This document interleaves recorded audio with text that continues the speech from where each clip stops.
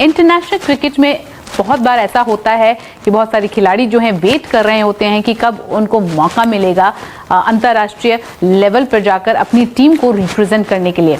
लेकिन बहुत बार ऐसा होता है, कुछ लोग आते हैं लेकिन अपने करियर को प्रोलॉन्ग नहीं कर पाते हैं, आगे ज़्यादा नहीं खेल पाते हैं। उनमें से एक नाम है मनोज तिवारी का। जी हाँ, जब बंगाल क्रिकेट की बात आती है तो मनोज तिवारी का नाम भी लिया जाता है। आपको याद होगा कुछ ही दिन पहले उन्होंने बंगाल के रणजी ट्रॉफी के मैच के एक दिन बाद अपने करियर का जो है रिटायरमेंट उन्होंने अनाउंस किया, और उसके बाद एक इंटरव्यू के दौरान उन्होंने अपने करियर को लेकर बहुत सारी बातें कही और खुलासा किया और सवाल भी उठाए। सवाल किससे उठाए उन्होंने सवाल MS धोनी से उठाए। और इस इंटरव्यू के दौरान उन्होंने पूछा कि भाई मुझे क्यों नहीं सिलेक्ट किया गया। उन्होंने कहा कि मैं ये सवाल जो है MS धोनी से पूछना चाहूँगा। 2008 में मनोज तिवारी ने अपना डेब्यू किया। इंडिया के लिए उन्होंने 12 ODIs खेले और 3 T20। और जैसे कि मैंने कहा कि 2008 में उन्होंने डेब्यू किया था और उसके 3 साल बाद उन्होंने अपना पहला शतक जड़ा था ऑस्ट्रेलिया के खिलाफ चेन्नई में। उसके बाद जो है ज़्यादा उनको मौके नहीं मिले और उस पर इस इंटरव्यू के दौरान उन्होंने कुछ चीज़ें पूछी हैं, मैनेजमेंट से पूछी हैं और कहीं ना कहीं MS धोनी से भी इनडायरेक्टली उन्होंने वो सवाल पूछने की कोशिश की कि भाई मेरा फॉर्म अच्छा था उस दौर पर, शायद विराट कोहली का, रोहित शर्मा का और इवन सुरेश रैना का जो है बल्ला इतना नहीं चल रहा था, तो आपने मुझे टीम में जगह क्यों नहीं दी। तो आइए देखते हैं इस इंटरव्यू के दौरान उन्होंने क्या कुछ कहा है। सबसे पहले उन्होंने कहा है, जब मैंने 65 प्रथम श्रेणी मैच खेले थे, जी हाँ, जब मैंने 65 फर्स्ट क्लास मैच खेले थे तब मेरा बल्लेबाजी औसत 65 के आसपास था। तो उन्होंने क्लियर किया कि भाई मेरा 65 का औसत था।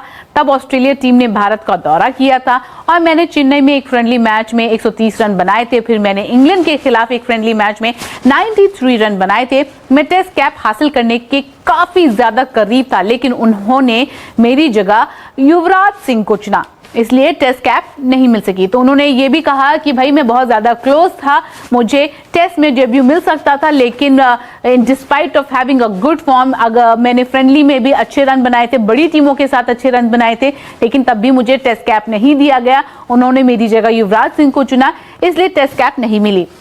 इतना ही नहीं, वनडे में शतक बनाने के लिए प्लेयर ऑफ द मैच का पुरस्कार मिलने के बाद मुझे नजरअंदाज कर दिया गया। उन्होंने साफ शब्दों में कहा कि मैंने शतक बनाया ऑस्ट्रेलिया के खिलाफ 2011 में, मैच में मुझे प्लेयर ऑफ द मैच भी दिया गया, लेकिन उसके बावजूद जो है मुझे नजरअंदाज किया गया। आगे इंटरव्यू में उनसे पूछा गया और उन्होंने बहुत सारी चीजें जो है बात करते हुए बताई। उन्होंने कहा मुझे लगातार 14 मैच तक नजरअंदाज किया गया। जब आत्मविश्वास अपने चरम पर होता है, जब कॉन्फिडेंस आपका टॉप पर होता है और उस वक्त जब कोई उसे खत्म कर देता है तो वो खिलाड़ी खत्म हो जाता है। उन्होंने साफ शब्दों में कहा कि जब आप किसी का कॉन्फिडेंस तोड़ते हैं तो उस खिलाड़ी का अंत हो जाता है, वो खिलाड़ी खत्म हो जाता है। किसी भी पेशे में खिलाड़ी के लिए आत्मविश्वास ही सब कुछ होता है, चाहे वो कोई भी खिलाड़ी हो या कोई भी गेम हो, कॉन्फिडेंस इज दी की। इसके बाद उनसे पूछा गया कि आप उस खिलाड़ी का नाम बताना चाहेंगे। उन्होंने कहा जी नहीं, मुझे नाम तो पता है मैं लेकिन बताना नहीं चाहूंगा।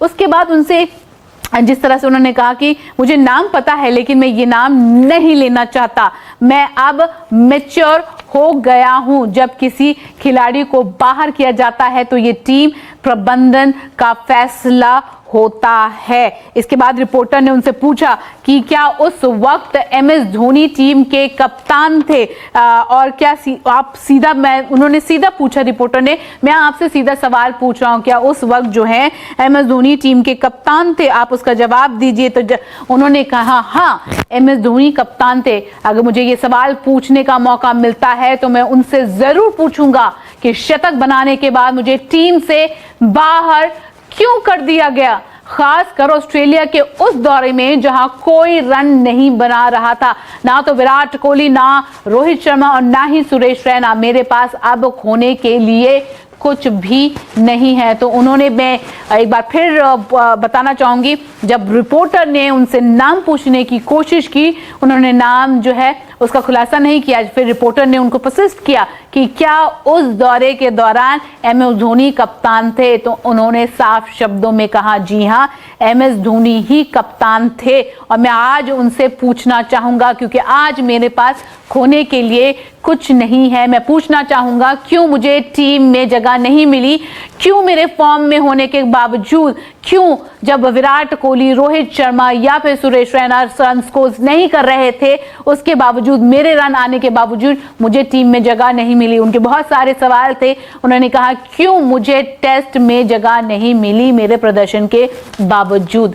उम्मीद करते हैं ये सवाल जिसका जवाब ढूंढ रहे हैं और कभी मौका मिले MS धोनी से उनको मिलने का, वो ये सवाल उनसे पूछेंगे। लेकिन उम्मीद करते हैं कि आपको ये वीडियो अच्छी लगी होगी। अगर अच्छी लगी है तो इसे लाइक कर लीजिए, शेयर कर लीजिए